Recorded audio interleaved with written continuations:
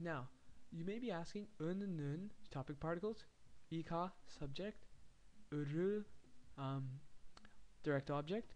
Which one do I use? 은은, 이가, 을, or 를? Well, this is actually really simple.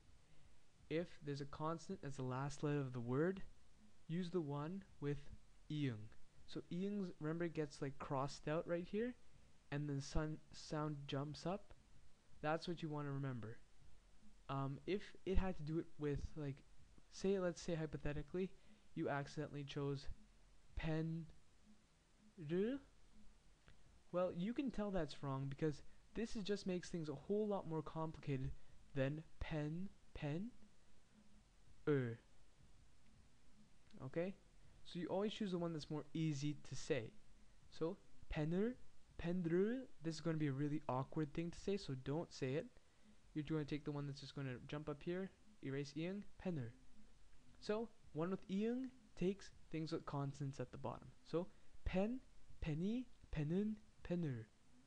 K doesn't have a consonant at the bottom, it's going to take all the other ones. So 걔가, 걔는, 걔를. So bringing up a topic in Korean, you want to add iunka to what's doing the action.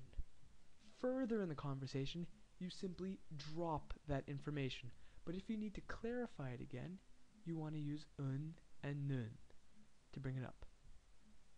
Irregulars with iunka include na, which turns to 내가, 저 to 제가, 너 to 네가, and 누구, who to 누가. So na is I, che is I, remember?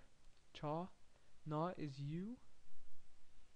And that's very rude. You want to use name plus she, but this is just hypothetically if you want to use na. And 누구 is who. You haven't learned this yet, but you will soon because I have a whole thing on question words coming up. So I, you, who are all irregular. 내가, 제가, 네가, 누가. And so the direct object particle may just be real at the end of words. For example, na would just be 날 sometimes. Like when people want to say it really quickly, they'll say 날. Okay, 날, and you as a object will be 날. So you might see that a lot. That's acceptable as well. Pronouns. Pronouns usually take un and nun because you've brought this information up before. Remember, pronouns replace old information, so you avoid repetition. That means that this information has come up before, you probably want to use un and nun. Names also usually take un and nun, but again, you'll hear i and ka attached to both of those, so just make sure if you're bringing them up, use i and ka. If you're bringing them up again after you've already talked about them, then you want to use un and nun. Descriptive verbs will never ever take ul and ru. Neither will 있다, 없다, 이다, 아니다. They'll all never take ru. They'll always take i and ka or un and nun. So you have to be careful sometimes because 아프다 is to be hurt, but often it's translated as to hurt because that's more convenient in English. 필요하다 is to be needed. Okay, it never takes ul and ru. It's translated as to need though. So for example, I want to say 연필이 필요해요.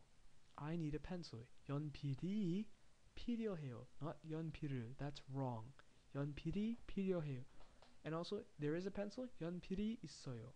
연필이 있어요. 연필 is a pencil. There you go. So let's do some practice with this. 그녀는 is the best one there. 그녀가 works too. 신문을 읽으세요. 한지원 씨는 책을 주세요. So you could also say 시가, but 시는 sounds a little bit better. 밥을, because you're eating rice. What are you eating? Rice. 친구 만나요. So this implies that you're doing the action because there's no honorific. So I am meeting my friend. So what are you doing? Meeting friends. 친구를 만나요. So again, this could be 친구를, but I imply that someone else is doing the action with say. So it could be 친구가 만나요. My friends are meeting. Or also it could have been 친구를. That's right too. And 친구는 actually works too because if you've been talking about your friends before, I don't know that. So again, this is really flexible. Just make sure you understand what you're saying. Is an object, is it a subject? 부모님이 자세요, or 부모님은 자세요, depends if you're talking about them before or not. 그대는, or 그대가 편지를 쓰세요. So they were writing a letter. To write a letter, 편지. Thanks for watching. Have a good day.